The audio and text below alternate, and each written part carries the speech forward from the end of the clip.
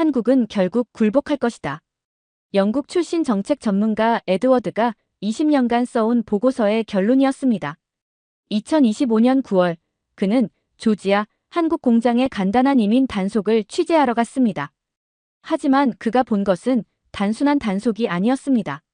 검은 차량 15대, 군용 헬리콥터, 200명의 무장 요원들이 평범한 한국인 근로자들을 에워쌌습니다. 안전모를 쓴 젊은 기술자가 영어로 해명하려 했지만 땅바닥에 눕혀졌고 머리 희끗한 엔지니어의 사원증은 바람에 날렸습니다. 그런데 3일 후 놀라운 일이 벌어졌습니다. 한국이 맞받아친 것입니다. 그리고 멈춘 것은 한국이 아니라 미국이었습니다. 시작하기 전에 잠깐 좋아요와 구독을 눌러주시면 영상 제작에 큰 힘이 됩니다. 안녕하세요. 제 이름은 에드워드 스펜서예요. 올해 45살이고 워싱턴 DC에서 일하고 있어요. 제가 하는 일은 각 나라들이 어떻게 협력하는지 연구하는 거예요. 사람들은 저한테 동맹이나 파트너십에 대한 보고서를 써달라면서 돈을 줘요. 제 사무실은 높은 빌딩 7층에 있어요. 창문 너머로는 멀리 백악관이 보이고 벽에는 지도와 도표들이 빼곡히 붙어 있어요. 책장에는 군사 전략에 관한 책들이 가득 꽂혀 있죠. 제 세상은 언제나 숫자, 사실, 그리고 명확한 답으로만 이루어져 있어요. 지난 20년 동안 저는 늘 같은 말을 해왔어요. 미국이 세계에서 가장 강한 나라다. 다른 나라들은 미국을 필요로 하지만 미국은 그렇게까지 필요하지 않다. 특히 한국에 대해서는 더더욱 그렇게 생각했어요. 저는 영국에서 자랐는데 학교에서 강한 나라와 약한 나라에 대해 배웠어요. 미국은 항상 강한 나라였고 한국은 늘 보호가 필요한 약한 나라였죠. 저한테는 그게 당연했어요. 지금도 여전히 그렇게 믿고 있어요. 매일 아침 저는 세계 각국의 보고서를 읽고 앞으로 무슨 일이 일어날지 기록해요. 제 예측은 대부분 맞아 떨어져요. 약한 나라들은 늘 강한 나라에 굴복해요. 세상은 그렇게 돌아간다고 믿었어요. 오늘도 여느 때와 똑같이 시작됐어요. 아침 7시에 사무실에 도착해서 구석에 있는 커피 머신에서 커피를 따라 마셨어요. 그리고 컴퓨터를 켜고 세계 뉴스들을 읽기 시작했어요. 첫 번째 보고서는 한국과 미국이 돈 문제로 다투고 있다는 내용이었어요. 미국은 한국이 방위비를 더 내길 원했지만 한국은 거부했어요. 저는 고개를 저으면서 웃었어요. 한국은 항상 처음엔 아니요라고 하다가 결국엔 예라고 하거든요. 늘 그랬으니까요. 두 번째 보고서는 해결료에 관한 거였어요. 한국이 사용 후 해결료를 재처리할 수 있게 해달라고 했는데 미국은 애매한 태도를 보였어요. 일본은 이미 오래전부터 그 권한을 가지고 있었죠. 한국은 그게 불공평하다고 느꼈지만 저는 걱정하지 않았어요. 어차피 기다리면 미국이 정하는 대로 따를 거라고 생각했거든요. 세 번째 보고서는 미군 기지 문제였어요. 미국은 한국에 있는 몇몇 기지를 확장하려고 했지만 한국은 주권과 존중 같은 말을 하면서 반대했어요. 하지만 저한테는 그냥 말뿐이었어요. 결국엔 동의할 수밖에 없다고 생각했죠. 저는 의자에 기대 앉아 기지개를 켰어요. 모든 게 평범했고 예상대로였어요. 한국은 몇 주 동안 투덜거리다가 결국엔 미국이 원하는 걸 내줄 거예요. 세상에서 한국의 역할이란 그런 거라고 믿었어요. 그때 제 사무실 전화가 요란하게 울렸어요. 에드워드, 나 마거릿이야. 이번에 새로운 임무가 생겼어. 마거릿은 제 편집자였어요. 늘 이런저런 임무를 주곤 했죠. 대부분은 지루했어요. 제가 비행기를 타고 어디론가 가서 메모를 하고 아무도 안 읽는 보고서를 쓰는 게 일이었어요. 조지아에서 상황이 하나 생겼어. 한국 기업 시설에서 이민 단속이 있을 예정이야. 어떻게 작전이 진행되는지 기록해줘야 해. 간단한 일이 될 거야. 저는 노란색 메모지에 적어 내려갔어요. 사바나, 조지아. 한국 자동차 공장. 한국 배터리 공장. 미국 이민세관단 속국이 대대적인 단속을 준비하고 있었어요. 한국인 직원들이 서류를 제대로 갖췄는지 확인하려는 거였죠. 얼마나 걸릴까요? 제가 물었어요. 길어야 며칠. 그냥 과정만 기록해. 우리 기관이 얼마나 효율적인지 보여주면 돼. 한국 기업들이 얼마나 협조적인지도 꼭 적고. 전화를 끊고 나니 약간 짜증이 났어요. 이건 제 전문 분야가 아니었거든요.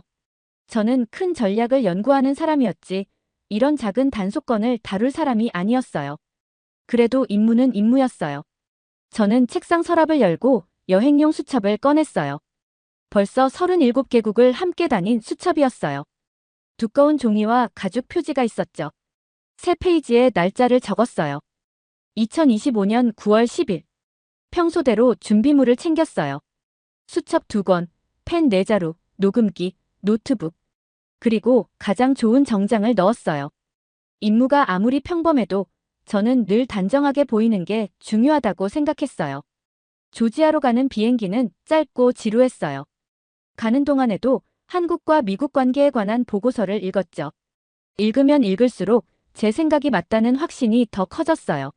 한국은 언제나 미국이 필요했고 미국은 한국이 별로 필요 없었어요. 사바나 공항에 도착하자 공기가 무겁고 습했어요. 저는 조지아에 처음 와봤는데 공항은 생각보다 작았어요. 차를 빌려서 한국 공장들이 모여있는 산업지대로 향했어요. 차로 30분쯤 가니 교회 주택가와 쇼핑센터가 보였어요. 평범하고 평화로운 풍경이었죠. 이런 단속에 왜 이렇게 큰 관심이 필요한지 의아했어요. 하지만 공장 근처에 가까워질수록 경찰차들이 눈에 띄게 많아졌어요. 그냥 경찰차가 아니라 검은색 대형 차량에 짙은 선팅이 돼 있었고 정부 번호판도 붙어 있었어요. 단순한 점검치고는 규모가 지나치게 커 보였어요. 저는 공장 정문 맞은편 주차장에 차를 세웠어요. 해가 지면서 하늘이 주황색과 보라색으로 물들고 있었어요. 교대 시간이었는지 근무를 마친 직원들이 공장에서 나오는 게 보였어요. 대부분 한국인이었고 피곤해 보였지만 평범했어요. 저는 수첩에 적었어요. 주간 근무 정상 종료. 직원들 차분해 보임. 특이 상황 없음. 하지만 글을 쓰면서도 뭔가 이상하다는 기분이 들었어요. 차량이 너무 많았고 양복 입은 사람들이 전화를 하며 분주히 움직이고 있었어요. 내일 있을 단속은 단순한 점검일 뿐이라고 했는데 분위기는 그보다 훨씬 무거웠어요.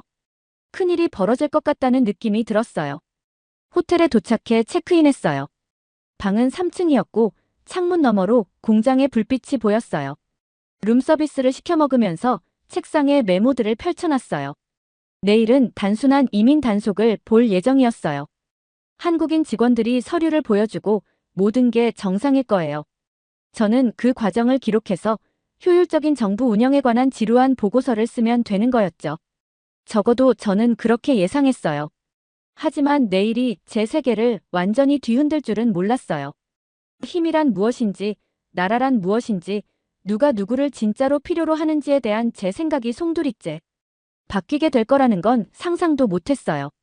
저는 수첩을 덮고 잠자리에 들었어요. 여전히 제가 세상의 모든 원리를 이해하고 있다고 믿으면서요. 새벽 5시에 잠에서 깼어요. 침대 옆에 있던 휴대폰이 요란하게 울리고 있었어요. 방 안은 아직 어두웠고 호텔 창문 너머로는 멀리 공장 불빛이 작은 별처럼 반짝이고 있었어요. 전화기 너머에서 들려온 목소리는 날카롭고 급했어요. 사무실에 마거릿이었어요. 에드워드, 지금 당장 공장으로 가요. 작전이 예정보다 일찍 시작됐어요. 현장에서 모든 걸 기록해줘야 해요. 저는 옷을 급히 걸쳐 입고 수첩을 챙겼어요. 손이 약간 떨리고 있었지만 그냥 이른 아침의 추위 때문이라고 스스로를 달랬어요. 아직 해가 뜨지 않은 텅 빈 도로를 달리며 산업단지로 향했어요. 공장 근처로 다가가자 제 속이 뒤틀리는 소리가 들려왔어요. 헬리콥터 소리였어요. 한두 대가 아니라 여러 대였고 소리는 점점 커져갔어요. 저는 언덕 위에 차를 세우고 공장 단지가 한눈에 보이는 곳에 앉았어요. 수첩을 펼치고 펜을 확인했어요. 제가 할 일은 단순히 관찰하고 기록하는 거였죠. 그저 평범한 이민 단속이 조금 크게 진행되는 거라고만 생각했어요. 그런데 그 순간 제 숨이 멎는 듯한 장면이 눈앞에 펼쳐졌어요. 어두운 하늘에서 군용 헬리콥터 3대가 내려오고 있었어요. 불빛은 아침 어둠을 가르며 탐조등처럼 번쩍였어요. 소리는 멈추지 않는 천둥 같았어요. 헬리콥터 뒤로는 검은 차량 행렬이 공장 정문을 향해 달려오고 있었어요. 빠르게 세어보니 15대쯤, 어쩌면 그 이상이었어요. 차량들은 군사 행렬처럼 완벽한 대형을 유지하며 움직였어요. 저는 떨리는 손으로 수첩에 적었어요. 작전 예상보다 대규모. 다수의 헬리콥터. 차량 행렬 진입. 헬리콥터는 공장 주차장에 내려앉았어요. 흙먼지와 돌가루가 사방으로 날렸고 어두운 제복을 입은 사람들이 프로펠러가 완전히 멈추기도 전에 뛰어내렸어요. 그들은 장비와 무기를 들고 있었고 이민 단속관이 아니라 군인처럼 움직였어요. 동시에 검은 차량들이 공장 정문에 도착했어요. 차 문이 열리자 또 다른 제복 입은 사람들이 쏟아져 나왔어요. 빠르게 세어보니 최소 100명 이상, 어쩌면 200명 가까웠어요. 저는 이런 광경을 본 적이 없었어요. 20년 동안 정부 작전을 기록해왔지만 이 정도의 무력을 이민 단속에서 본 건 처음이었어요. 마침 근무에 나선 공장 직원들이 하나둘씩 도착하고 있었어요.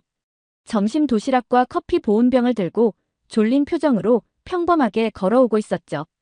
그들은 자신들을 기다리는 상황을 전혀 몰랐어요. 첫 번째 직원 무리가 공장 입구에 닿자마자 제복을 입은 요원들이 건물을 에워쌌어요. 차 유리창 너머로 보는데 단 몇 초 만에 상황이 급격히 변했어요. 요원들이 명령을 외쳤고 직원들은 멈춰서서 두 손을 들었어요. 멀리서도 그들의 얼굴에 비친 혼란과 두려움이 보였어요. 그리고 그 다음 장면은 제 가슴을 답답하게 만들었어요. 한국인 직원들이 한 명씩 땅바닥에 눕혀졌어요. 손은 뒤로 꺾였고 차가운 수갑이 찰칵 소리를 내며 채워졌어요. 그들은 범죄자가 아니었어요. 그냥 일하러 온 사람들이었어요. 깨끗한 작업복에 안전화를 신고 손에는 무기가 아니라 도시락을 들고 있었죠. 그런데도 위험한 범죄자처럼 다뤄지고 있었어요. 저는 메모를 하려 했지만 손이 움직이지 않았어요. 마거릿이 말해준 간단한 서류 점검과는 전혀 달랐어요. 이건 뭔가 완전히 다른 일이었어요. 더 많은 직원들이 도착했어요. 하지만 이미 상황을 본 이상 도망칠 곳은 없었어요.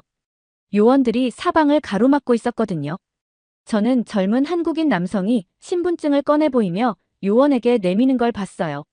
하지만 요원은 그 카드를 손으로 쳐내고 그대로 땅에 눕혀버렸어요. 신분증은 아침바람에 바닥에서 흩날렸어요.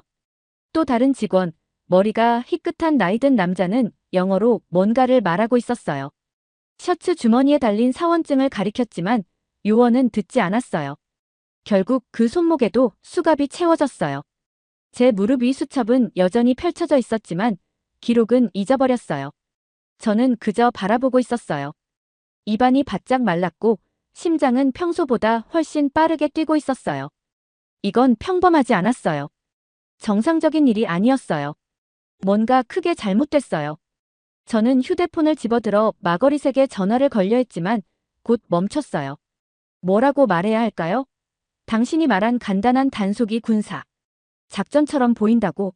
합법적으로 일하는 사람들이 적군처럼 취급받고 있다고. 다시 수첩을 봤어요. 첫 줄 몇 개만 적혀 있고 그 뒤는 텅 비어 있었어요. 저는 효율적인 정부 작전을 기록해야 했는데 눈앞에서 벌어지고 있는 건 효율과는 전혀 달랐어요. 오히려 두려웠어요. 20년 동안 처음으로 보고서에 뭘 써야 할지 확신이 서지 않았어요. 제 인생에서 처음으로 제가 눈앞의 상황을 제대로 이해하고 있는지도 자신이 없었어요. 마침내 해가 공장 단지 위로 떠올랐어요. 새로운 빛이 비치자 상황은 더 기괴하고 무서워 보였어요. 저는 차 안에서 빈 펜을 쥔 채 아직 이해할 수 없는 장면을 그저 바라보고 있었어요. 저는 차 안에서 2시간 동안 앉아 있었어요. 제복을 입은 요원들이 한국인 직원들을 커다란 흰색 버스에 태우는 걸 지켜봤어요. 그 버스에는 작은 창문이 있었는데 창살이 달려 있었어요. 평범한 버스라기보다는 마치 교도소 호송차 같았어요. 제 수첩은 여전히 대부분 비어 있었어요. 눈앞에 벌어지는 걸 기록하려고 애썼지만 단어가 떠오르지 않았어요. 단순한 이민 단속 이야기가 될 거라 생각했는데 지금 보고 있는 장면은 제 속을 뒤틀리게 만들었어요. 그때 금발 머리에 카메라를 든 여성이 제 차 창문으로 다가왔어요. 그녀가 유리창을 톡톡 두드렸고 저는 반가운 마음에 창문을 내렸어요. 이 기사 취재하러 오신 거예요? 그녀가 물었어요.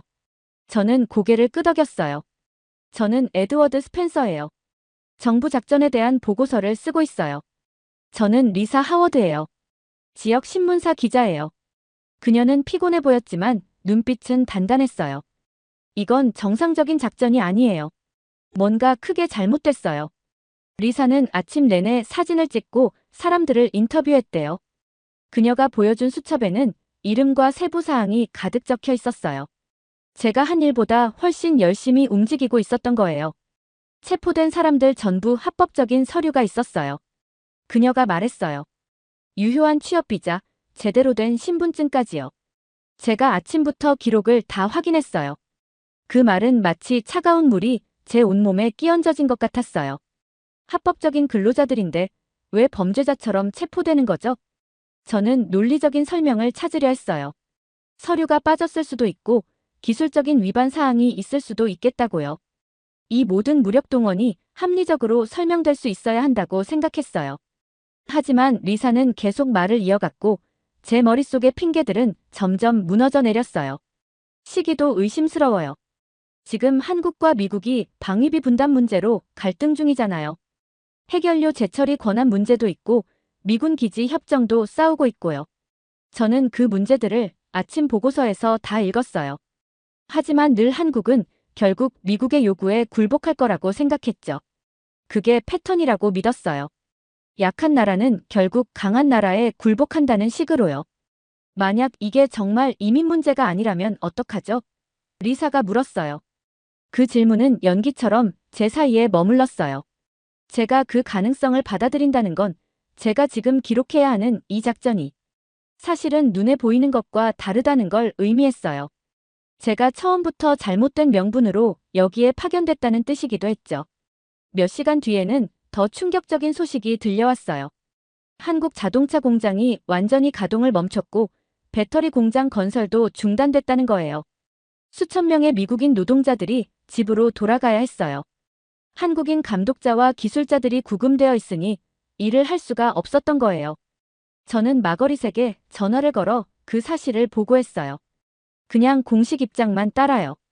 이민 단속, 절차상 문제. 소문이나 추측에 휘말리지 말아요. 그녀는 단호했어요. 하지만 저는 더 이상 눈을 감을 수 없었어요.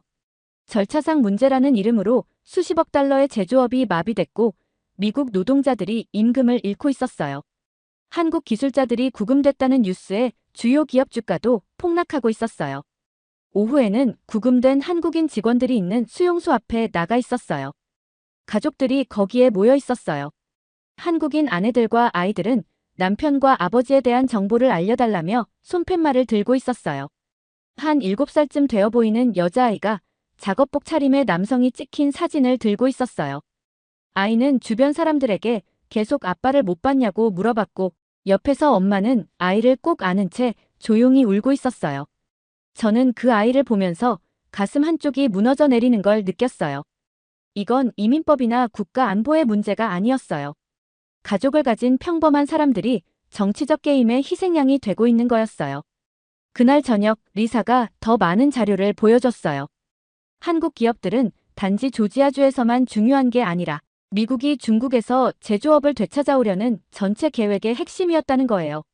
한국 기술 없이는 미국 공장이 중국과 경쟁할 수 없다는 사실이었죠. 우리가 피해주는 건 한국만이 아니에요. 리사가 설명했어요.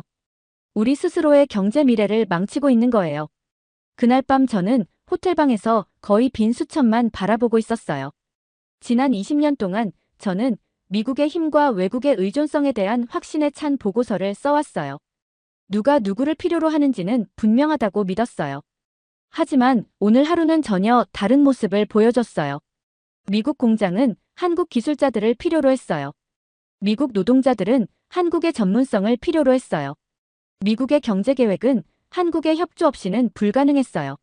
만약 제가 지금까지 완전히 틀렸다면 어떡하죠? 강한 나라와 약한 나라의 위치가 사실은 제가 생각했던 것과 반대라면요? 저는 호텔 창문 밖으로 어두운 공장 단지를 바라봤어요. 내일 저는 어떤 이야기를 써야 할지 결정해야 했어요. 제가 늘 써왔던 편안한 이야기일지 아니면 이제 막 보이기 시작한 불편한 진실일지 제 직업 인생에서 처음으로 무엇이 진짜 이야기인지 확신할 수가 없었어요. 셋째 날이 모든 걸 바꿔놨어요. 아침에 눈을 떴을 때 휴대폰이 쉴 새 없이 울리고 있었어요. 미국 전역에서 쏟아져 들어오는 뉴스가 끝도 없이 이어졌어요. 제가 예측했던 것처럼 한국 기업들이 물러서는 일은 없었어요. 오히려 제가 상상도 못했던 일을 하고 있었어요. 그들은 맞서 싸우고 있었어요. 삼성은 텍사스 신공장으로 가던 장비 출하를 중단했어요. 수백만 달러짜리 기계를 싣고 가던 트럭들이 항구로 되돌아갔다는 거예요. LG는 미시간 공장 확장 회의를 전격 취소했어요. 현대차는 미국 내 모든 투자를 보류했어요. 하지만 가장 충격적인 소식은 한국에서 들려왔어요. 대한항공이 한국 근로자들을 자발적으로 귀국시키기 위해 특별 항공편을 준비하고 있었고, 한국 정부는 자국 기업들에게 안전하지 않으면 미국에 남을 필요 없다고 말하고 있었어요. 저는 호텔 침대에 앉아 뉴스 기사들을 끝없이 읽었어요. 약한 나라라면 절대로 이렇게 행동하지 않을 거예요. 약한 나라라면 사과하고 타협하고 용서를 빌면서 더 잘하겠다고 약속했을 거예요. 하지만 한국은 정반대로 하고 있었어요. 저는 다시 공장 단지로 차를 몰고 갔어요. 그곳에서 본 광경은 제 마음을 철렁 내려앉게 했어요. 거대한 크레인들은 멈춰 있었고 안전모를 쓴 노동자들은 할 일이 없어 서 있었어요. 차로 가득 차 있던 주차장도 텅 비어 있었어요. 경비원 한 명이 저한테 말해줬어요. 미국인 노동자 3,000명 이상이 무급으로 집에 돌아갔습니다. 한국인 기술자들이 여전히 구금돼 있어서 공장은 돌릴 수가 없어요. 저는 멍하니 공장 철조망 옆에 서 있었는데 리사가 다가와 말했어요. 오늘 아침 주식시장이 하락하면서 한국 기술에 의존하는 기업들이 수십억 달러 손해를 보고 있어요. 저는 지금까지 써왔던 모든 보고서가 떠올랐어요. 늘 한국은 미국보다 더 절실히 미국을 필요로 한다고 했던 말들, 한국이 결국 굴복할 거라고 했던 예측들. 그 모든 게 다 틀렸던 거예요. 그날 오후 저는 다시 구금센터로 향했어요. 여전히 가족들이 그곳에 있었어요. 손팻말을 들고 사랑하는 사람들 소식을 물어보며 버티고 있었어요. 하지만 얼굴 표정이 달라져 있었어요. 패배한 듯 보였던 어제와 달리 그들의 눈빛에는 결의가 서 있었어요. 그때 한 한국인 여성이 다가왔어요. 그녀는 작업복 차림의 젊은 남성이 찍힌 사진을 들고 있었어요. This is my son. 그녀가 조심스러운 영어로 말했어요. 그는 자동차 배터리를 만드는 기계를 다뤄요. 그가 없으면 공장이 멈춰요. 이해하겠어요? 저는 사진을 봤어요. 젊은 남성은 안전모를 쓰고 환하게 웃고 있었어요. 자신감 있고 자랑스러운 모습이었어요. 그는 미국의 보호를 받아야 할 누군가처럼 보이지 않았어요. 오히려 미국을 짓고 있는 사람이었어요. 네. 제가 조용히 대답했어요. 이제 조금은 알 것 같아요. 그날 저녁, 저는 호텔방에서 노트북을 열었어요. 마거릿에게 보고서를 써야 했지만 그녀가 기대하는 내용은 쓸 수 없었어요. 효율적인 미국 집행과 협조적인 한국 기업 이야기를 쓸 수 없었어요. 그건 거짓이었어요. 저는 제가 실제로 본 것을 썼어요. 합법적인 근로자들이 범죄자처럼 취급받는 모습, 정치적인 이유로 가족이 갈라지는 현실, 한국 기술자들이 없어서 멈춰버린 미국 공장들. 그리고 가장 중요한 건 제가 틀렸다는 사실이었어요. 20년 동안 저는 한국은 약하고 미국은 강하다고 믿었어요. 한국은 모든 면에서 미국에 의존한다고 생각했어요. 어떤 갈등 상황에서도 한국이 먼저 굴복할 거라고 확신했어요. 하지만 조지아 사태는 진실을 보여줬어요. 미국이 중국에서 제조업을 되찾겠다는 계획은 오직 한국의 기술과 지식에 달려 있었어요. 한국 엔지니어가 없으면 미국 공장은 단순히 아무도 돌릴 수 없는 기계 덩어리로 가득한 빈 건물일 뿐이었어요. 한국인의 손목에 채워진 수갑은 미국을 강하게 만든 게 아니라 오히려 더 약하게 만들었어요. 저는 아버지를 기다리며 사진을 들고 있던 그 작은 소녀를 떠올렸어요. 그녀의 아버지는 단순한 노동자가 아니었어요. 미국이 절실히 필요로 하는 지식의 보관자였어요. 그를 범죄자처럼 취급하면서 미국은 자기 자신의 미래를 무너뜨리고 있었던 거예요. 해가 뜨기 시작할 때 저는 보고서를 마무리했어요. 그건 마거릿이 원하던 보고서가 아니었어요. 편집자들을 기쁘게 만들 보고서도 아니었어요. 하지만 그건 진실이었어요. 이 사태에서 약해진 건 한국이 아니었어요. 오히려 한국은 그동안 누구도 상상 못했던 강함을 드러냈어요. 수십억 달러를 포기하면서도 존중 없는 대우를 거부할 만큼 강했고 자국의 지식을 본국으로 되돌려 미국 공장을 멈춰 세울 만큼 강했어요. 저는 가방을 싸서 워싱턴으로 돌아갈 준비를 했어요. 하지만 이제 저는 사흘 전 조지아로 날아왔던 그 사람이 아니었어요. 그때 저는 세상이 어떻게 돌아가는지 안다고 자신만만했던 사람이었어요. 강한 나라와 약한 나라 사이에는 분명한 선이 있다고 믿었어요. 하지만 지금의 저는 달라졌어요. 세상은 그렇게 단순하지 않았어요. 약해 보이는 나라가 사실은 모든 패를 쥐고 있을 수도 있다는 걸 배웠어요. 사바나 공항을 떠나는 비행기 안에서 저는 마지막으로 공장 단지를 내려다봤어요. 하늘에서 내려다본 건물들은 작게 보였지만 이제 저는 그곳이 엄청난 의미를 가진다는 걸 알았어요. 그것들은 현대 세계에서 권력이 무엇인지 보여주는 상징이었어요. 진짜 권력은 군사력이나 정치적 협박이 아니었어요. 진짜 권력은 다른 사람들이 꼭 필요로 하는 지식과 기술이었어요. 한국은 그 힘을 가지고 있었어요. 미국은 이제야 자신이 얼마나 의존하고 있는지 깨닫고 있었어요. 조지아 사태는 끝났지만 그 교훈은 영원히 남을 거예요. 적어도 저한테는요. 잘 들으셨나요? 세상에는 가슴 따뜻한 이야기들이 가득합니다. 감동 힐링 사연은 해외에서 전해지는 감동적인 사연들을 소개하며 다양한 이야기들을 통해 위로와 희망, 그리고 하루의 힐링을 선물해드립니다. 조그마한 힐링이 되셨다면 구독과 알림 설정도 큰 힘이 되어요. 다음 영상에서 더 좋은 사연으로 찾아뵙겠습니다. 시청해주셔서 감사합니다. 20년간 전 세계 전장을 누빈 독일 군사기자가 충격에 빠졌습니다. 그는 한국을 향해 비웃음을 터뜨렸었습니다. 한국이 무기를 만든다고? 자동차나 휴대폰이나 만들지. 하지만 영하 42도 실험실에서 목격한 광경은 그의 20년 신념을 산산조각 냈습니다. 유럽 최고급 무기는 30분 예열이 필요한데 한국 무기는 단 1초 만에 시동이 걸렸던 겁니다. 더 충격적인 건 그 다음이었습니다. 1분에 6발, 모든 탄환이 정확히 목표를 관통했습니다. 그는 무릎이 꺾일 뻔했습니다. 핀란드가 왜 한국을 선택했는지 이제야 알 것 같았습니다. 시작하기 전에 잠깐 좋아요와 구독을 눌러주시면 영상 제작에 큰 힘이 됩니다. 안녕하세요. 제 이름은 알렉산더 크라우스예요. 저는 독일에서 온 기자예요. 지난 20년 동안 전 세계의 전쟁터를 다니면서 취재를 했어요. 군인들과 무기, 그리고 서로 싸우는 나라들에 대한 기사를 써왔어요. 저는 전쟁에 대해 모든 걸 안다고 믿었어요. 하지만 그건 착각이었어요. 제 베를린 아파트를 떠올려 보세요. 오래된 건물의 3층에 자리 잡고 있어요. 벽에는 지도들이 가득 붙어 있고 제가 다녀온 곳마다 빨간 핀이 꽂혀 있어요.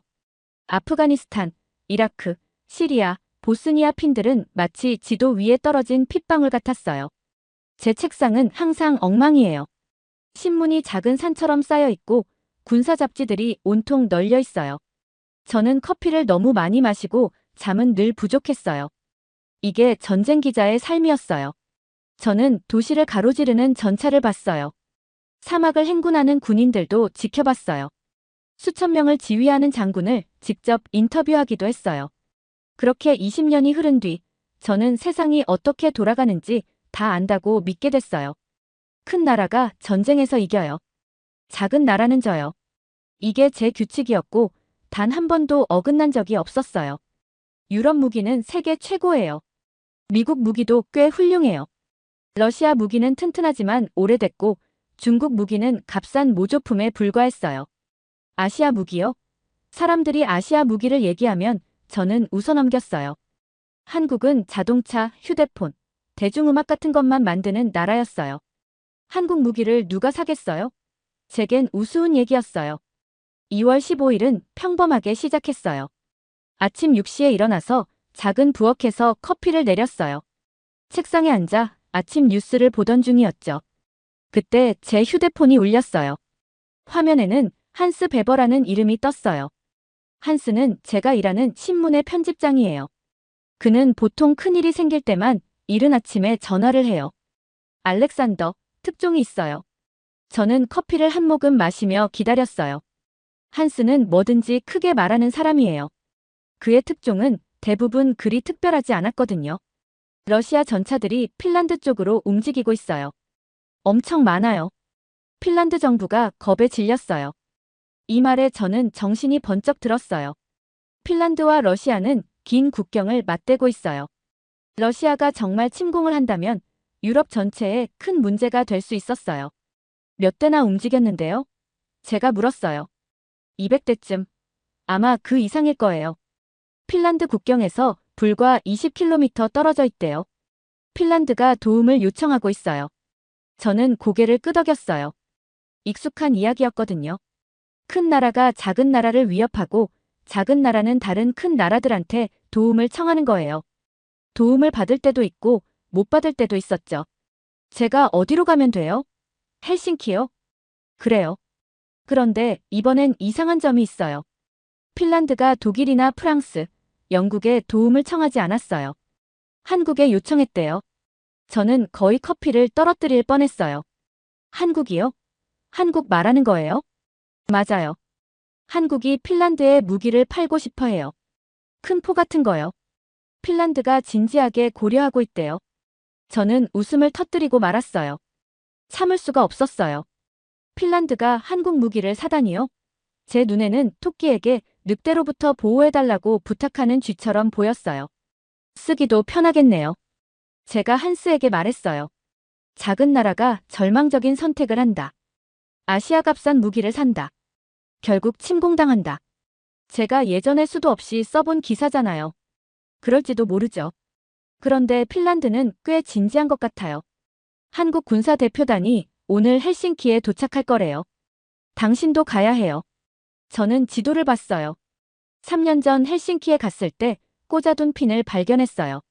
그때는 핀란드 국경 수비대에 대해 취재했었죠. 좋은 사람들이었고 커피도 맛있었지만 지루한 기사였어요. 비행기 표 예매해주세요. 제가 말했어요. 길어야 일주일, 많아도 2주면 끝날 거예요. 전화를 끊고 침실로 가서 침대 밑에서 여행 가방을 꺼냈어요. 30개 나라를 같이 다닌 초록색 군용 가방이에요. 모서리는 달았고 지퍼는 잘 안 움직이지만 필요한 건 다 들어가죠. 핀란드 겨울에 맞는 두꺼운 옷들을 챙겼어요. 노트북과 카메라, 수첩과 펜도 넣었어요. 그리고 눈에 보이진 않지만 무겁게 자리 잡은 짐 하나를 챙겼어요. 바로 제 의견들이었어요. 저는 유럽 무기가 최고라고 믿었어요. 아시아 나라들은 흉내만 낼 뿐 창조할 수는 없다고 믿었어요. 작은 나라는 언제나 큰 나라의 보호가 필요하다고도 확신했어요. 그 믿음은 제 머릿속에서 바위처럼 단단했어요. 너무나 많이 증명된 사실 같았거든요. 이번에도 다르지 않을 거라 생각했어요. 창가로 가서 베를린 거리를 내려다봤어요. 차들이 아침 교통 속에 느릿느릿 움직이고 사람들은 차가운 바람에 고개를 숙인 채 서둘러 출근하고 있었어요. 모든 게 늘 그렇듯 평범하고 예측 가능해 보였어요. 곧 저는 핀란드에서 그들의 어리석은 선택을 지켜보게 될 거라고 믿었어요. 한국 판매원들이 열등한 무기를 팔려고 애쓰는 걸 기록하고 결국 작은 나라가 패배로 향하는 과정을 담을 거라고 확신했어요. 기사는 스스로 써질 거라고 생각했어요. 가방을 닫고 택시를 불러 공항으로 향했어요. 차가 베를린 거리를 달리는 동안 제가 쓸 기사 제목이 벌써 머릿속에 떠올랐어요. 절망한 핀란드, 의심스러운 아시아 동맹의 기대다. 하지만 저는 몰랐어요. 단 일주일 뒤 제가 무기와 나라, 그리고 저 자신에 대해 알고 있다고 믿었던 모든 걸 흔들리게 될 거라는 걸요. 택시가 공항 앞에 멈췄어요. 운전사에게 돈을 내고 출발 게이트로 걸어갔어요. 가방은 어깨에서 가볍게 느껴졌고 제 자신감은 흔들림이 없었어요. 저는 알렉산더 크라우스였어요. 군사 문제의 전문가. 핀란드로 가서 또 하나의 뻔한 실패를 기록하려던 사람이었어요. 그런데 제 인생에서 이렇게 크게 잘못된 적은 한 번도 없었어요. 비행기는 자정 무렵 헬싱키에 착륙했어요. 창밖에는 눈이 작은 흰 깃털처럼 흩날리고 있었어요. 저는 초록색 가방을 챙겨 공항을 걸어 나왔어요. 모든 게 차갑고 조용하게 느껴졌어요. 호텔방은 작았지만 따뜻했어요. 가방을 침대 위에 올려두고 창밖을 바라봤어요. 내리는 눈 때문에 도시 불빛이 흐릿하게 보였어요. 저기 어딘가 국경에서 불과 20km 떨어진 곳에 러시아 전차들이 대기하고 있었어요. 저는 그날 밤 제가 쓸 기사를 생각하다 잠이 들었어요. 다음 날 아침 저는 핀란드 국방부로 걸어갔어요. 건물은 회색 돌로 만든 요새 같았어요. 안으로 들어가니 긴 복도가 텅 비어 있었고 제 발걸음 소리가 반짝이는 바닥에 울려 퍼졌어요. 한 비서가 저를 회의실로 안내했어요. 긴 나무 탁자와 값비싸 보이는 의자가 있었고 벽에는 핀란드 지도들이 걸려 있었어요. 지도 위 붉은 표시들은 러시아군이 집결한 위치를 보여주고 있었어요. 그때 그녀가 들어왔어요. 클라라 한 대령은 제가 예상한 모습이 아니었어요. 키가 크고 마치 들어오는 방마다 자신이 주인인 듯 당당하게 걸어왔어요. 군복은 한치 흐트러짐 없이 깔끔했고 저를 바라보는 눈빛은 날카롭고 집중력이 가득했어요. 값싼 무기를 파는 사람처럼 보이지 않았어요. 전쟁을 이길 수 있는 사람처럼 보였어요. 크라우스 씨, 와주셔서 감사합니다. 영어는 완벽했어요. 악수는 힘이 있었고 그녀는 큰 탁자 맞은편에 앉아 서류철을 펼쳤어요. 지금 무슨 생각하시는지 알아요. 우리가 모두의 시간을 낭비한다고 생각하시죠? 정확했어요. 제 머릿속 생각을 그대로 짚어낸 거였어요. 그녀는 오래된 흑백 사진들을 꺼내 탁자 위에 펼쳤어요. 두꺼운 외투를 입고 병원에서 일하는 사람들의 모습이었어요. 1951년 핀란드 의사들이 한국에 왔어요. 작은 나라에서 18명의 용감한 사람들이 9,000km를 날아와 낯선 이들을 도왔죠. 우리는 그걸 잊은 적이 없어요. 저는 그 사진들을 멍하니 바라봤어요. 기자 생활을 하면서 수많은 전쟁 이야기를 접했지만 핀란드 의사들이 한국에 왔다는 얘기는 처음 들었어요. 작은 나라끼리는 서로 도와야 해요. 큰 나라들은 약속만 하지만 작은 나라들은 그걸 지켜내죠. 그녀의 목소리에는 묘한 힘이 있었어요. 단순한 판매 멘트가 아니었어요. 그 이상이었어요. 한 대령은 서류철을 닫고 제 눈을 똑바로 바라봤어요. 우리가 만든 걸 직접 보시겠어요? 저는 아니라고 말하고 싶었어요. 그냥 이 만남을 마무리하고 절망한 핀란드의 잘못된 선택이라는 기사를 쓰고 싶었어요. 하지만 뭔가가 제 호기심을 자극했어요. 어디서요? 한국에서요. 내일. 저는 웃음을 터뜨렸어요. 한국까지 날아가 무기를 본다는 건 시간 낭비처럼 보였어요. 그런데 곰곰이 생각해보니 제 편집장 한스라면 무조건 가서 보라고 했을 거예요. 얼마나 걸리죠? 나흘이에요. 우리 공장도 보실 거고 무기도 보실 거예요. 그리고 핀란드가 왜 우리를 믿는지 알게 되실 겁니다. 그날 밤 저는 호텔방에서 한스에게 전화를 했어요. 저보고 한국에 가자고 하네요. 가요? 이건 점점 더 큰 이야기예요. 다른 나라들도 핀란드의 선택을 지켜보고 있어요. 전화를 끊고 창밖을 봤어요. 눈은 이미 멎었고 도시 불빛은 선명하고 밝았어요. 저 불빛 속 어딘가에서 핀란드 지도자들이 나라의 미래를 바꿀 선택을 하고 있었어요. 저는 실패를 기록하려고 헬싱키에 왔는데 대신 믿을 수 없다고 생각했던 걸 직접 확인하러 지구 반바퀴를 가게 된 거예요. 서울행 비행기는 14시간이 걸렸어요. 잠은 잘 오지 않았고 비행기 음식은 종이 맛 같았어요. 눈을 뜨니 보지 못했던 산들과 도시들이 창밖으로 펼쳐지고 있었어요. 서울은 거대한 회로판처럼 아래에 나타났어요. 유리탑들이 은빛 바늘처럼 하늘을 찌르고 있었고 도로는 불빛의 강처럼 건물 사이를 흘러갔어요. 도시 규모는 엄청났고 제가 상상한 것과는 전혀 달랐어요. 인천공항을 걸어가면서 저는 완전히 다른 세계에 들어선 기분이었어요. 모든 게 깨끗하고 효율적이었어요. 한글과 영어로 된 표지판이 사방에 있었고 사람들은 목적을 가진 듯 빠르게 움직였어요. 한 대령은 직접 공항에 나와 저를 맞이했어요. 제 놀란 표정을 보며 미소를 지었죠. 생각했던 것과 다르죠? 그녀는 또 맞았어요.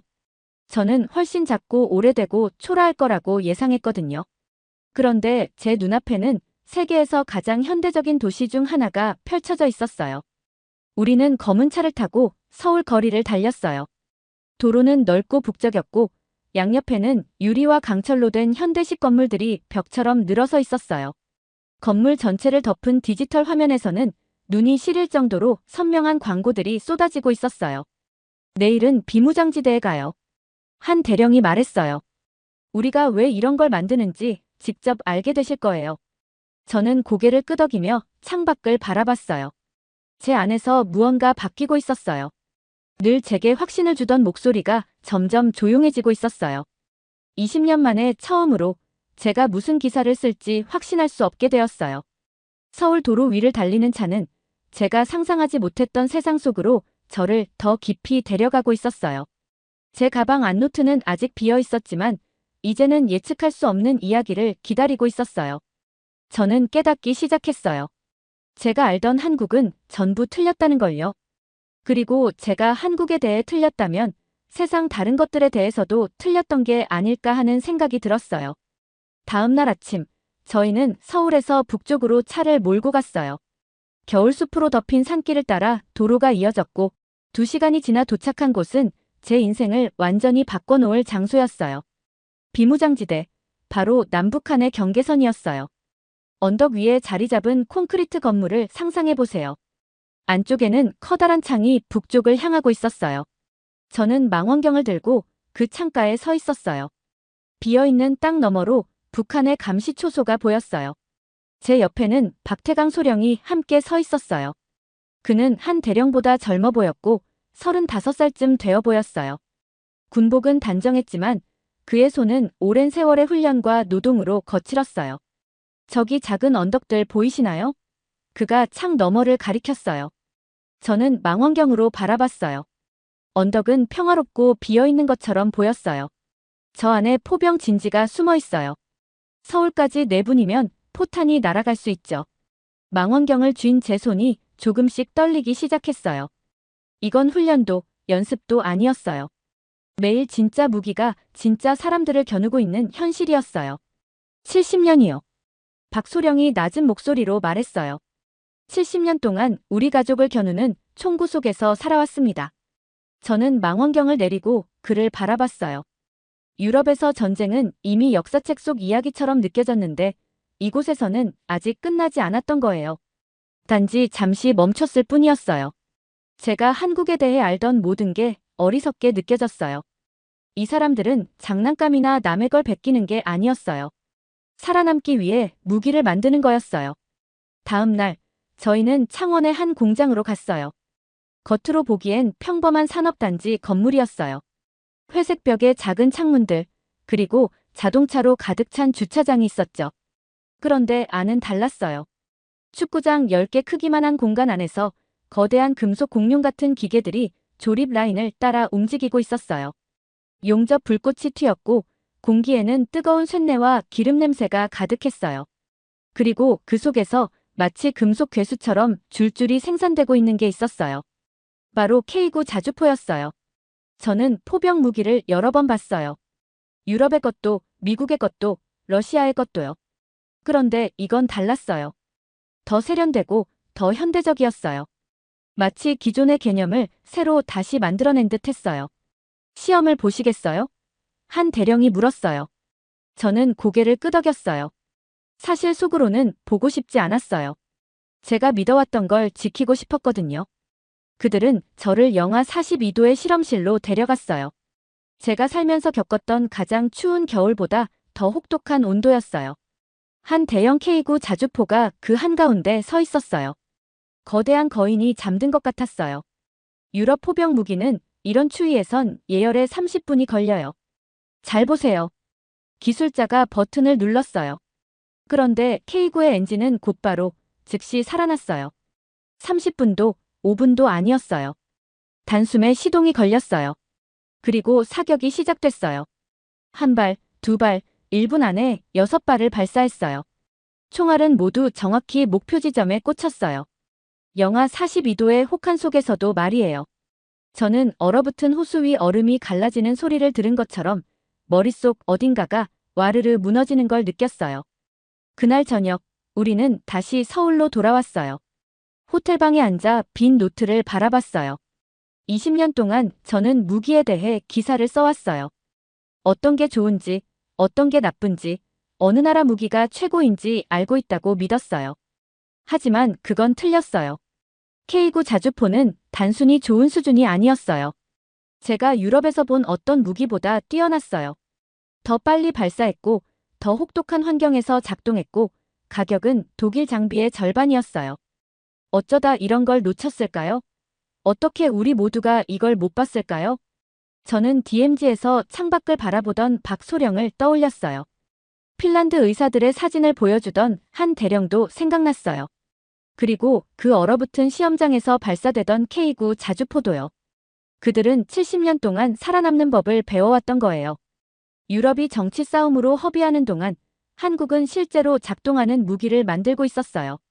저는 베를린에 있는 한스에게 전화를 걸었어요. 기사 잘 되고 있죠? 그가 물었어요. 저는 서울의 야경을 내다봤어요. 수많은 불빛이 어둠 속에서 별처럼 반짝이고 있었어요. 한스, 우리 그동안 완전히 틀렸던 것 같아요. 그날 밤, 저는 잠을 이루지 못했어요. 호텔방 안을 돌며 그동안 제가 써왔던 기사들을 떠올렸어요. 아시아 무기는 대수롭지 않게 여겼던 순간들, 아무 확인도 없이 내뱉었던 추측들. 저는 핀란드의 실수를 증명하려고 한국에 왔어요. 그런데 정작 깨달은 건 제가 20년 동안 실수를 해왔다는 사실이었어요. 한국 무기는 단순한 모방품이 아니었어요. 값싼 짝퉁도 아니었어요. 살아남기 위해 만들어낸 혁신이었어요. 가족이 불과 4분 거리에 있는 포병 위협 속에 산다면 더 나은 방어를 만들 수밖에 없는 거예요. 저는 노트북을 열고 글을 쓰려 했어요. 그런데 어떤 문장도 맞지 않았어요.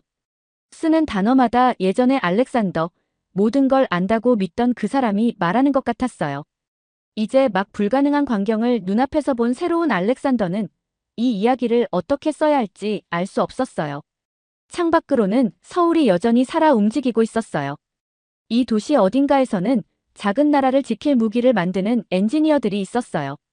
핀란드 어딘가에서는 한국의 약속이 진짜인지 기다리는 지도자들이 있었어요.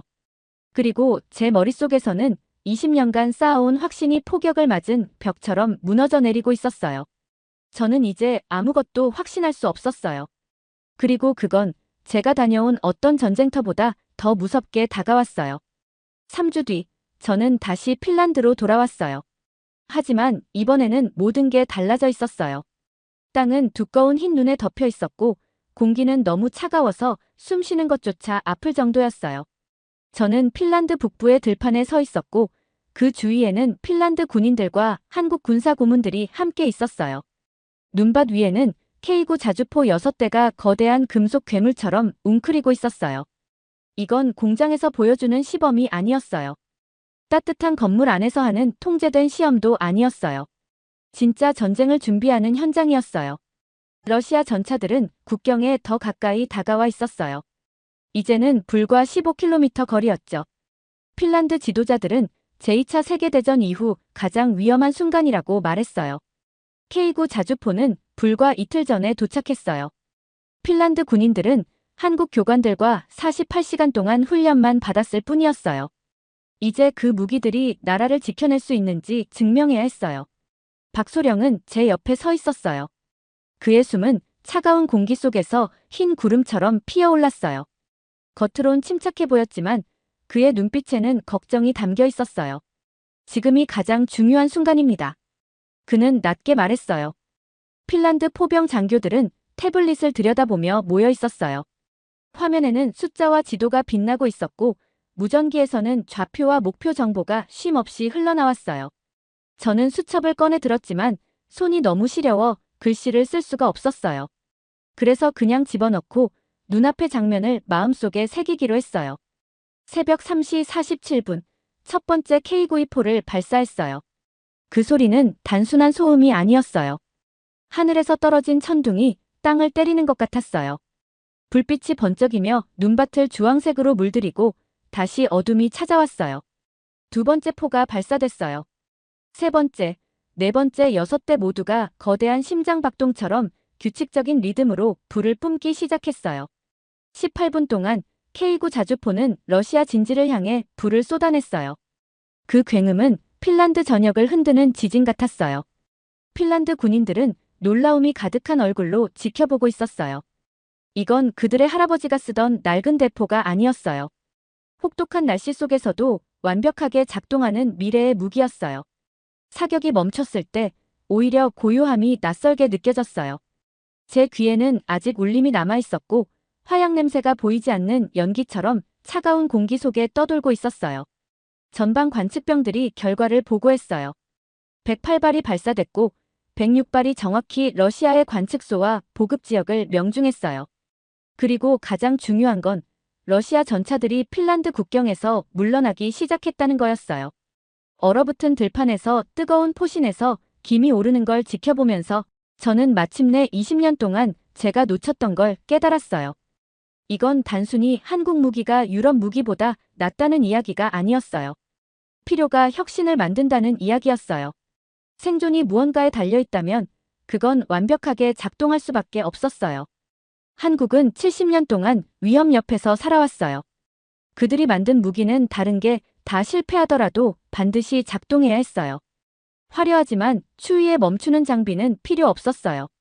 사람을 지키는 도구가 필요했어요. 이제 핀란드도 같은 위험에 맞닥뜨렸어요. 그들에게 필요한 건 겉보기에 그럴듯한 무기가 아니라 실제로 작동하는 무기였어요. 3일 뒤 비행기는 헬싱키에서 이륙했어요. 저는 창가에 얼굴을 대고 구름 아래로 사라지는 핀란드를 내려다봤어요.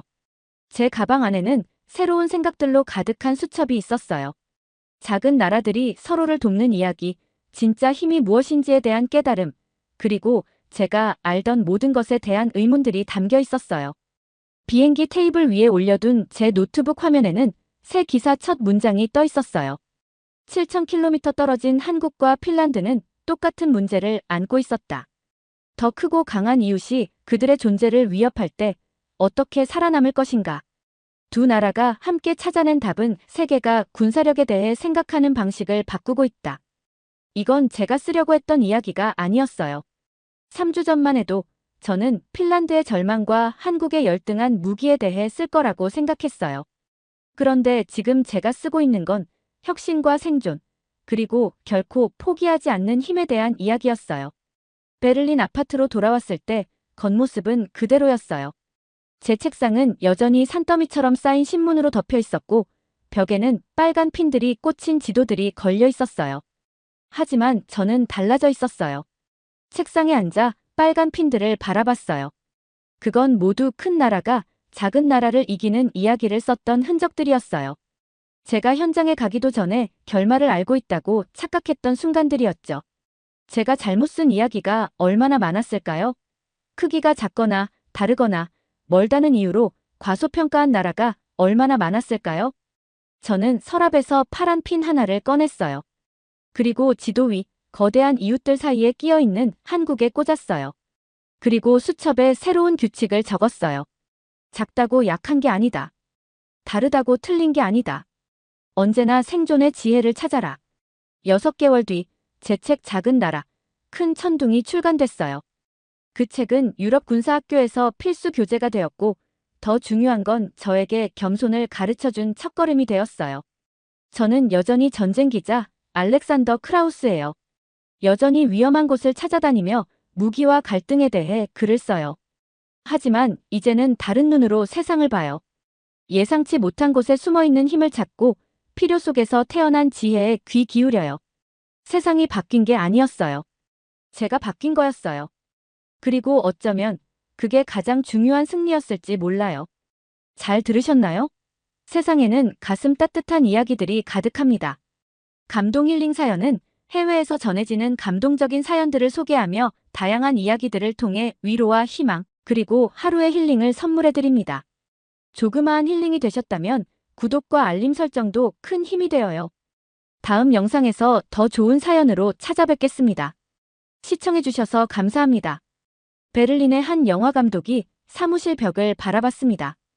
유럽 기술의 위대함을 다룬 상패들이 가득했습니다. 그런 그에게 한국 과제가 떨어졌을 때 그는 어이없었습니다. K-팝 말고 한국에 뭐가 있다고요? 한국을 무시하던 그가 서울 지하철에서 4K 영상을 끊김없이 보는 순간 독일 사무실 와이파이보다 10배 빠른 속도에 경악했습니다. 그제야 깨달았습니다. 뒤처진 건 한국이 아니라 자신이었다는 것을. 도대체 그가 한국에서 발견한 충격적 현실은 무엇이었을까요? 시작하기 전에 잠깐 좋아요와 구독을 눌러주시면 영상 제작에 큰 힘이 됩니다. 안녕하세요. 제 이름은 안드레아스 슈나이더예요. 저는 독일에서 왔고 다큐멘터리 영화를 만드는 일을 하고 있어요. 이 일을 한 지도 벌써 20회가 지났어요. 제가 일하는 베를린 사무실을 잠깐 설명해 드릴게요. 높은 유리 건물의 3층에 있는데 벽은 하얗고 깨끗해요. 제 책상은 짙은 나무로 만들어져 있고 항상 정돈돼 있죠. 제 의자 뒤쪽 벽에는 상패랑 증명서가 가득 걸려 있어요. 그건 다 제가 만든 유럽 기술과 혁신 관련 영화로 받은 것들이에요. 저는 그 영화들이 정말 자랑스러웠어요.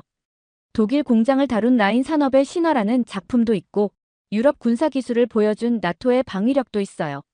제가 가장 좋아하는 건 유럽 경제의 힘을 다룬 유로존의 미래예요. 사실 이 모든 영화들은 하나의 메시지를 말하고 있었어요. 유럽과 미국이 세계 최고의 기술을 만든다. 다른 나라는 우리가 만든 걸 흉내낼 뿐이다. 라는 거였죠. 저는 그걸 진심으로 믿었어요. 스위스 기업은 정밀 기계를 만들고 옥스퍼드 같은 영국 대학은 가장 똑똑한 혁신을 내놓고 MIT나 스탠퍼드 같은 미국 대학은 천재 과학자를 배출한다고요. 그게 세상의 자연스러운 질서라고 생각했어요. 아침에 눈을 뜨면 늘 확신했어요. 진짜 기술은 어디에서 오는지 말이죠. 독일은 최고의 자동차를 만들고 스위스는 최고의 시계를 만들고 미국은 최고의 컴퓨터를 만들어요. 저는 그걸 단 한 번도 의심해 본 적이 없었어요. 그럼 한국은요? 제 머릿속에 한국은 그냥 작은 나라였어요. 대중문화를 만드는 나라요. K-팝은 중독성 있고 드라마는 인기 많고 영화는 가끔 상을 타죠. 그런데 진짜 기술이나 혁신은요? 그런 건 서구에서만 일어난다고 생각했어요. 한국 같은 작은 아시아 나라에서는 절대 일어나지 않는다고요. 제가 한국을 떠올리면 늘 춤을 맞춰 추는 젊은이들이 먼저 생각났어요. 관광객들을 위한 성형외과도요. 삼성이나 LG도 떠오르긴 했지만 그건 남이 만든 부품을 조립하는 회사 정도로만 생각했어요. 독일 기술과 일본 부품을 받아 깔끔하게 맞춰서 조립하는 나라. 그러니까 성실하고 꼼꼼하지만 진짜 새로운 걸 창조하는 나라는 아니라고 생각했어요. 오늘 아침도 평소랑 똑같이 시작했어요. 딱 8시에 사무실에 도착해서 1층에서 늘 마시는 커피를 뽑아들고 제 책상에 앉았죠. 컴퓨터를 켜고 유럽 우주기술에 대한 새 프로젝트를 준비하려던 순간 제 상사인 마틴 할러가 제 방에 들어왔어요. 마틴은 우리 다큐멘터리 부서장이에요. 늘 진지하고 웃는 일이 거의 없어요. 비싼 양복을 입고 목소리는 낮지만 단단해서 듣는 사람을 집중하게 만들죠. 그가 제 책상 맞은편 의자에 앉더니 두툼한 서류철 하나를 내려놨어요. 저는 서류철을 받다가 마틴을 보고 다시 서류철을 봤어요. 안드레아스. 마틴이 말했어요. 한국 기술에 대한 다큐멘터리를 만들어야겠네. 저는 그 자리에서 크게 웃어버렸어요. 예의 바른 웃음이 아니라 진짜 배에서 터져나오는 웃음이었어요. 한국 기술이라니요? 이건 농담 같았어요. 그 다음엔 뭘까요? 룩셈부르크의 우주 프로그램 다큐멘터리요? 아니면 스위스 힙합 음악 영화요? 마틴, 설마 일본 기술을 말한 거겠죠? 아니면 중국 제조업이라든가요? 하지만 마틴은 전혀 웃지 않았어요. 얼굴은 완전히 진지했어요. 아니, 안드레아스. 한국 기술 맞아. 이번 과제는 한국 기술이야. 저는 서류철을 열어 몇 장을 넘겨봤어요. 그래프랑 도표, 숫자들, 그리고 흰 가운을 입은 사람들이 있는 공장과 연구소 사진이 있었죠. 뭔가 그럴듯해 보였지만 도무지 진지하게 받아들여지지가 않았어요. 제 머릿속에는 이미 단순한 그림이 그려졌어요. 삼성 공장에서 스마트폰을 조립하는 모습, K-팝 매니저들이 SNS를 활용하는 이야기, 서울 PC방에서 게임하는 젊은이들. 가볍고 재미있는 문화 프로그램으로 만들면 되겠다 싶었어요.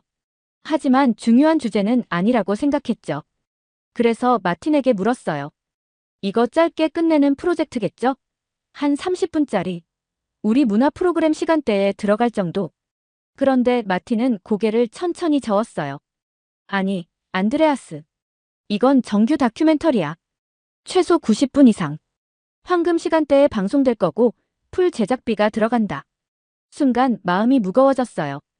한국 기술을 가지고 풀 다큐멘터리를 만든다는 건 시간과 돈 낭비라고 느껴졌거든요. 하지만 마틴은 제 상사였고 저는 지시를 따라야 했어요. 마틴이 나간 뒤 저는 바로 뉴스룸으로 갔어요. 아시아 문제 담당 특파원인 리오 첸을 찾아야 했죠. 리오는 아시아 기술 트렌드를 누구보다 잘 아는 사람이에요. 이 낯선 과제를 설명해 줄 수 있다면 그가 유일했죠. 그는 커피 머신 옆에서 태블릿으로 뉴스를 읽고 있었어요. 마른 체형에 얇은 안경을 쓴 중국계 미국인인데 항상 친근하게 웃어요. 리오, 제발 말해줘. 이 한국 과제가 뭔가 잘못된 거라고. 리오는 안경을 고쳐 쓰더니 특유의 미소를 지었어요. 뭔가 당연한 걸 알려주려는 표정이었죠. 안드레아스, 한국은 학교에서 숙제 항상 완벽하게 해오는 모범생 같은 나라예요. 뭔가 잘 조립하는 데는 탁월하죠. 문화상품도 잘 만들고 음악과 영화는 세계로 뻗어나갔어요. 하지만 원천 기술을 창조하는 건 여전히 미국과 유럽이에요. 그 말이 저에겐 딱 듣고 싶었던 답이었어요. 한국은 잘 따라하지만 창조는 못한다. 진짜 혁신은 여전히 서구에서만 나온다. 제가 늘 믿어왔던 생각을 리오가 확인해준 셈이었죠. 그래서 다시 기분이 한결 좋아졌어요. 이 다큐멘터리는 결국 쉽겠다 싶었거든요. 한국의 효율성과 문화적 성취를 보여주되 독일의 공학이나 미국의 혁신과 같은 반열에 놓을 필요는 없겠구나 하고요. 저는 자리로 돌아와 컴퓨터를 켜고 한국 다큐멘터리에 대한 노트를 적기 시작했어요.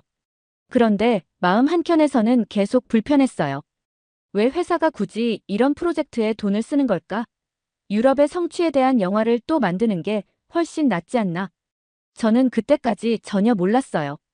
제가 믿어왔던 세상에 대한 모든 확신이 곧 송두리째 무너질 거라는 사실을요. 마틴을 만난 지 2주가 지났어요. 저는 한국 프로젝트를 잊으려고 다른 일들에만 집중했어요. 유럽 우주기술 다큐멘터리 편집도 하고 독일 자동차 공학에 관한 대본도 쓰고 한국에 대해 생각하지 않으려고 온갖 일을 붙잡고 있었죠. 그러다 회사에서 저를 뉴욕으로 일주일 동안 보내기로 했어요. 맨해튼 중심에 있는 큰 사무실에서 유럽 우주 다큐멘터리 편집을 마무리하라는 거였죠. 뉴욕 사무실은 유리로 된 20층 건물에 있어요. 창밖으로는 타임스퀘어가 한눈에 보였어요. 낮에는 수천 명의 사람들이 개미처럼 바쁘게 이리저리 움직이고 밤에는 화려한 간판과 네온 사인이 반짝거렸죠. 뉴욕에서 세 번째 밤이었어요. 저는 편집실에서 늦게까지 일하고 있었어요. 밤 10시가 다 되어가는데도 독일 위성 기술 파트를 끝내고 싶어서 집중하고 있었죠. 에어컨 소리와 제 컴퓨터 돌아가는 소리만 들릴 뿐 편집실은 조용했어요. 그런데 갑자기 모든 게 꺼져버렸어요. 제 컴퓨터 화면만이 아니라 천장의 불빛, 에어컨, 심지어 화재경 보기에 작은 빨간 불까지 다 사라진 거예요. 저는 완전한 어둠 속에 앉아 있었어요. 순간 당황스럽고 조금 무섭기도 했어요. 그러다 건물 안에서 사람들이 소리 지르고 움직이는 소리가 들렸죠. 저는 손으로 벽을 더듬으며 창문 쪽으로 갔어요. 타임스퀘어가 완전히 깜깜했어요. 밤새 꺼지지 않던 그 유명한 네온 사인들이 다 죽어 있었고 커다란 전광판들도 검은 화면만 보여주고 있었어요. 심지어 신호등조차 멈춰 있었죠. 맨해튼 전체가 대규모 정전 사태에 빠져 있었어요. 도시 전체가 잠든 것처럼 보였어요. 그런데 이상한 걸 발견했어요. 우리 건물에는 일부 불빛이 남아 있었거든요. 전부는 아니었지만 몇몇 층은 여전히 불이 켜져 있었고 어딘가에서 비상전력이 돌아가는 소리도 들렸어요. 저는 휴대폰 불빛을 켜고 복도를 걸어 나갔어요. 다른 직원들도 손전등이나 휴대폰 불빛으로 어두운 복도를 걸어 나오고 있었어요. 다들 엘리베이터 근처에 모여서 불안한 목소리로 무슨 일이 일어난 건지 이야기했죠. 그때 머피를 만났어요. 우리 회사의 수석 기술 엔지니어예요. 머피는 60세쯤 되는 분인데 늘 기계 다루느라 손에 기름때가 묻어있고 회색 머리가 성성했어요. 제가 태어나기도 전부터 이 뉴욕 사무실에서 일하신 분이죠. 머피는 큰 손전등을 들고 있었는데 다른 사람들이 다 불안해하는 것과 달리 침착했어요. 걱정 마요. 머피가 말했어요.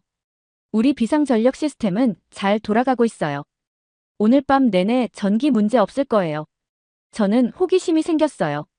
왜냐면 주위 다른 건물들은 다 불이 꺼졌는데 심지어 길 건너 CNN 건물조차 어둡게 죽어 있었는데 우리만 불이 켜져 있었거든요. 도대체 무슨 비상 시스템을 쓰는 거예요? 제가 물었어요. 머피는 웃으면서 저더러 따라오라고 했어요. 저희는 2층 아래로 내려가 기술실로 갔죠. 평소에 저 같은 영상 담당자는 들어갈 수 없는 곳이었어요. 기술실에는 커다란 기계들이 가득했고 작게 불빛이 깜빡이면서 윙윙 소리를 내고 있었어요. 머피는 회색 금속 캐비닛 여러 대가 서 있는 구역으로 저를 데려갔어요. 제 키보다 큰 캐비닛들이 두꺼운 케이블로 연결돼 있었고 일정한 진동과 소리를 내고 있었죠. 이게 우리 ESS 시스템이에요. 머피가 캐비닛을 톡톡 치면서 말했어요. 에너지 저장 시스템. 메인 전력이 끊기면 이 배터리들이 대신 전기를 공급해줘요. 저는 캐비닛을 유심히 봤어요. 경고 문구와 라벨이 붙어 있었는데 그 밑에 작은 글씨가 눈에 들어왔어요. 메이드 인 코리어. 그 순간 제 심장이 두근거리기 시작했어요. 머피는 제가 라벨을 본 걸 알아챘는지 고개를 끄덕였어요. 그래요, 한국산이에요. 세계 최고예요. 다른 회사들은 값비싼 미국 장비 샀다가 고장나서 애먹었는데 우리는 한국 제품을 샀거든요. 절대 고장 안 나요. 그래서 CNN 건물은 꺼졌는데 우리는 아직 이렇게 불이 켜져 있는 거예요. 그 말은 마치 제 배를 세게 한 대 친 것 같았어요.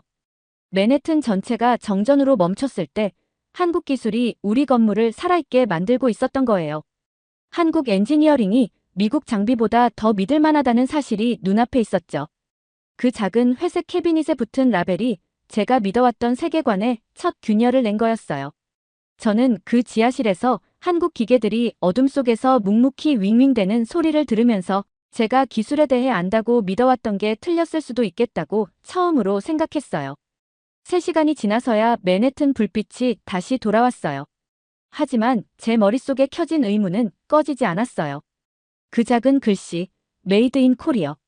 그게 계속 제 생각 속에 남아있었죠. 저는 제 인생에서 처음으로 혹시 내가 한국을 오해하고 있었던 게 아닐까? 하고 스스로에게 물었어요. 그리고 한국에 대해 틀렸다면 다른 것도 틀린 게 아닐까 두려워지기 시작했어요. 다음 날 아침, 저는 마틴 할러에게 전화를 걸었어요. 그리고 한국 기술 다큐멘터리를 본격적으로 시작하겠다고 말했어요.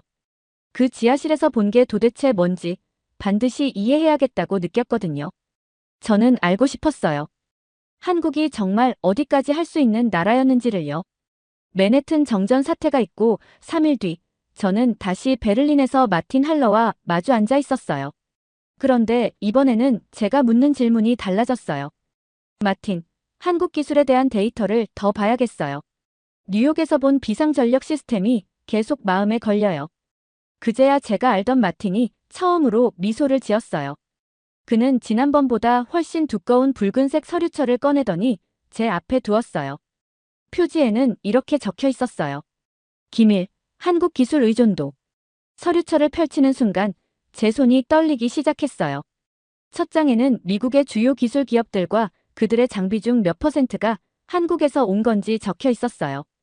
구글 데이터 센터의 냉각 시스템 중 67%가 한국산, 아마존 서버의 메모리 칩, 89%가 한국산, 페이스북의 인공지능 기계는 94%가 한국에서 만들어졌다고 적혀 있었어요. 테슬라 전기차 배터리도 72%가 한국산이었어요. 저는 페이지를 넘길수록 더 충격을 받았어요. 미국 군사 레이더 시스템에 한국 부품이 들어가 있었고 NASA의 우주 프로그램도 한국 배터리에 의존하고 있었어요. 심지어 미 국방부의 전투기에도 한국산 부품이 쓰이고 있었어요. 제가 믿어왔던 미국의 기술적 우월성이라는 건 마치 카드로 지은 집처럼 무너져 내리고 있었어요. 그런데도 저는 아직 믿고 싶지 않았어요. 혹시 숫자가 잘못된 게 아닐까? 누군가 실수한 건 아닐까? 저는 제 눈으로 직접 확인해야겠다고 마음먹었어요. 2주 뒤, 저는 베를린에서 서울로 향하는 비행기에 앉아 있었어요. 비행 시간은 11시간이었는데 그동안 내내 이런 생각이 떠나지 않았어요. 한국이 정말 보고서에 나온 것처럼 앞서 있을까? 아니면 과장된 숫자일까?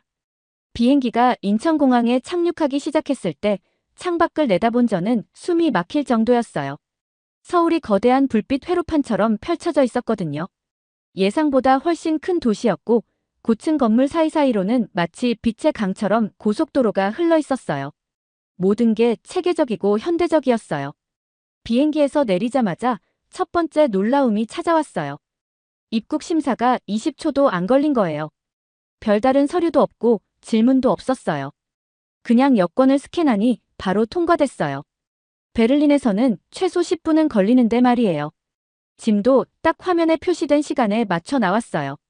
5분 늦지도 2분 빠르지도 않고 정확히 그 시간에요.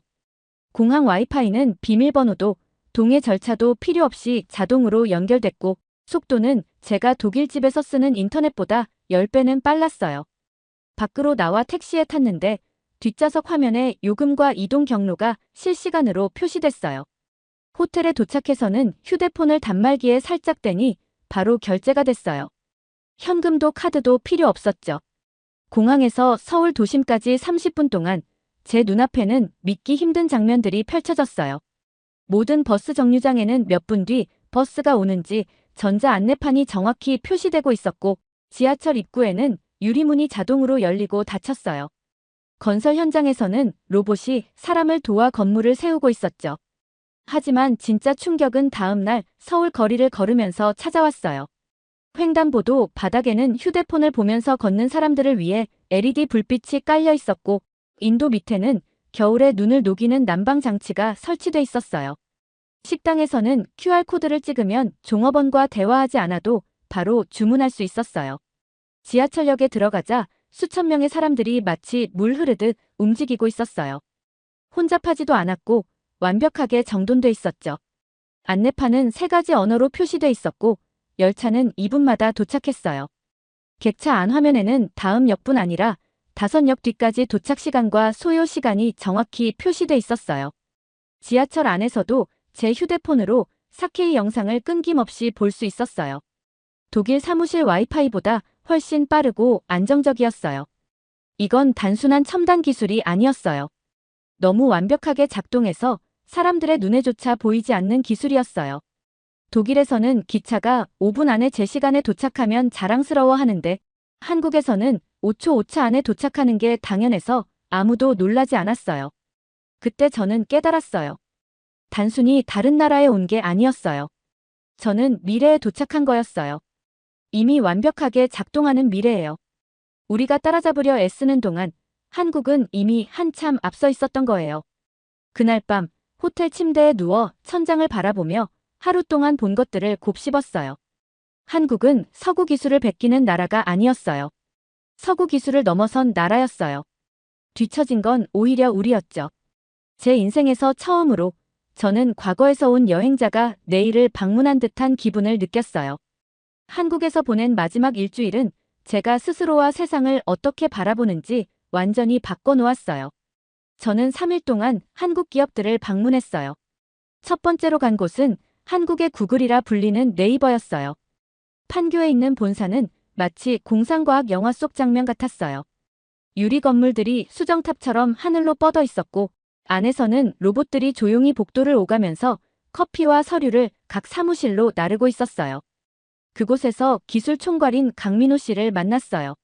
저보다 어려 보였는데 35쯤 됐을까요? 그런데 그의 말투에는 남들이 알지 못하는 비밀을 쥐고 있는 사람의 확신이 담겨 있었어요.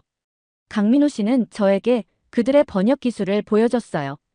독일어 문장을 입력하자 1초도 안 돼서 완벽한 한국어로 번역됐어요. 이어서 한국어가 영어로, 영어가 일본어로, 그리고 다시 일본어가 독일어로 바뀌었는데 그 모든 과정에서 정확도는 제가 본 어떤 번역보다 뛰어났어요. 우리 번역은 구글 번역보다 정확도가 30% 더 높아요. 그는 날씨 얘기하듯 담담하게 말했어요. 검색 기술도 보여줬는데 아시아 여러 나라에서는 구글보다 네이버를 더 많이 사용한다고 했어요. 인공지능이 질문을 더 잘 이해하고 더 유용한 답을 내놓는다는 거예요. 저는 직접 독일어로 복잡한 질문을 던져봤는데 구글보다 빠르고 더 완벽한 답이 돌아왔어요. 회의실을 나오면서 머리가 어지러웠어요. 네이버는 구글을 흉내내는 게 아니라 구글을 이기고 있었어요. 그 다음 날에는 세종시에 있는 정부청사를 방문했어요. 이곳은 공무원들을 위한 새로운 행정수도로 지어진 곳인데 모든 시스템이 제가 상상도 못한 수준으로 컴퓨터화돼 있었어요. 70이 넘은 할머니가 태블릿으로 동네 가로등이 고장났다고 신고하는 걸 봤어요. 시스템은 자동으로 그분의 주소를 확인했고 수리 완료까지 걸리는 시간을 알려줬어요. 심지어 수리팀이 끝나면 연락할 수 있도록 전화번호까지 바로 전달됐어요. 이 모든 과정이 2분도 안 돼서 끝났어요. 독일에서는 가로등 하나 고치려면 종이 서류를 작성해서 관공서에 직접 가서 줄을 서야 하고 누군가 그 민원을 읽어주길 기다려야 해요. 몇 주, 길면 몇 달이 걸리죠. 그런데 한국에서는 몇 분 만에 해결되고 할머니도 태블릿으로 직접 하실 수 있었던 거예요. 저는 깨달았어요. 한국은 단순히 정부 시스템을 현대화한 게 아니었어요. 아예 정부란 무엇인가를 다시 발명해낸 거였어요. 하지만 가장 큰 충격은 마지막 날에 찾아왔어요. 저는 화성에 있는 삼성 반도체 공장을 방문했어요. 이곳은 전 세계 휴대폰, 컴퓨터, 자동차에 들어가는 반도체 칩을 만드는 곳이었어요. 공장은 축구장 여러 개를 합쳐놓은 만큼 거대했어요. 안은 완벽히 하얗고 깨끗했죠. 사람들은 온몸을 덮는 특수복을 입고 있었고 로봇들이 마치 살아있는 듯 정확하게 자재를 옮기고 있었어요. 안내인은 이 공장에서 세계에서 가장 첨단의 칩을 만든다고 설명했어요. 미국이나 유럽에서 만든 것보다 더 작고 강력한 칩이었어요. 애플, 구글, 테슬라 같은 회사들이 이 칩을 사는 이유는 그 어떤 회사도 이 수준의 제품을 만들 수 없기 때문이라고 했어요. 저는 매 시간마다 수백만 달러어치의 칩이 생산되는 걸 직접 봤어요. 눈에 잘 보이지도 않을 만큼 작은 칩 안에 제가 대학 시절 사용했던 컴퓨터보다 훨씬 강력한 연산 능력이 담겨 있었어요. 더 놀라운 건 한국 엔지니어들이 이미 더 작고 더 강력한 차세대 칩을 개발하고 있다는 사실이었어요. 미국 기업들이 이제야 한국이 현재 만드는 칩을 따라잡으려 애쓰는 동안 한국은 이미 다음 단계를 발명하고 있었던 거예요. 그 공장 안에 서서 미래가 제 눈앞에서 제조되는 걸 보면서 저는 지난 20년 동안 제가 외면해온 진실을 깨달았어요. 한국은 서구를 뒤따르는 나라가 아니었어요. 서구를 베끼는 나라도 아니었어요. 한국은 이미 서구를 넘어 세계를 미래로 이끌고 있었어요. 서울에서 마지막 밤, 저는 높은 빌딩 꼭대기에 올라 도시를 내려다봤어요. 수백만 개의 불빛이 지평선 끝까지 별처럼 흩어져 있었어요. 그 불빛 하나하나가 유럽보다 앞선 기술의 증거였어요. 건물 하나하나가 우리가 상상조차 못한 혁신을 담고 있었죠. 저는 베를린 사무실 벽에 걸린 상패들을 떠올렸어요. 유럽의 기술 우월성을 다룬 제 영화들, 그리고 20년 동안 제가 믿어왔던 서구가 항상 가장 앞선다는 확신을 생각했어요. 모두 틀렸어요. 저는 단순히 부끄러운 게 아니라 깊은 수치심을 느꼈어요. 제가 어쩌면 그렇게 눈이 멀어 있었을까요? 어떻게 20년 동안 유럽의 위대함만 다큐멘터리로 만들면서 한국에서 일어나고 있던 가장 중요한 혁신을 외면할 수 있었을까요? 하지만 부끄러움보다 더 큰 감정이 있었어요. 바로 책임감이었어요. 저는 진실을 전해야 했어요. 유럽과 미국 사람들에게 한국에서 제가 본 것을 보여주는 다큐멘터리를 만들어야 했어요. 우리가 기술 리더라고 스스로를 속이고 있을 때 사실은 뒤처지고 있다는 걸 알려야 했어요. 베를린으로 돌아가는 11시간 비행 동안 저는 다큐멘터리 노트를 썼어요. 그런데 3주 전 제가 계획했던 노트와는 완전히 달랐어요. 한국을 서구를 따라가는 나라로 그리는 대신 서구를 이미 앞서간 나라로 보여주기로 했어요. 인상적이지만 부차적인 기술로 묘사하는 대신 세계가 의존하는 기반으로 제시하기로 했어요. 이 다큐멘터리는 서구의 시청자들에게 결코 편안하지 않을 거예요. 그들이 자신과 세계에서의 위치에 대해 믿고 있던 모든 걸 흔들어 놓을 거예요. 하지만 그게 바로 제가 해야 할 일이었어요. 베를린 사무실로 돌아왔을 때 제 벽에 걸린 상패들은 달라 보였어요. 여전히 좋은 성과의 상징이긴 했지만 동시에 세상을 부분적으로만 이해했던 증거이기도 했어요. 저는 늘 이야기의 한쪽만 전했을 뿐이고 시대의 가장 중요한 기술 혁신을 외면했었죠. 저는 컴퓨터 앞에 앉아 한국 다큐멘터리의 대본을 쓰기 시작했어요. 첫 문장은 이렇게 썼어요. 제가 알던 기술에 대한 모든 건 틀렸어요. 그리고 그건 진심이었어요. 잘 들으셨나요? 세상에는 가슴 따뜻한 이야기들이 가득합니다. 감동 힐링 사연은 해외에서 전해지는 감동적인 사연들을 소개하며 다양한 이야기들을 통해 위로와 희망, 그리고 하루의 힐링을 선물해드립니다. 조그마한 힐링이 되셨다면 구독과 알림 설정도 큰 힘이 되어요. 다음 영상에서 더 좋은 사연으로 찾아뵙겠습니다. 시청해주셔서 감사합니다.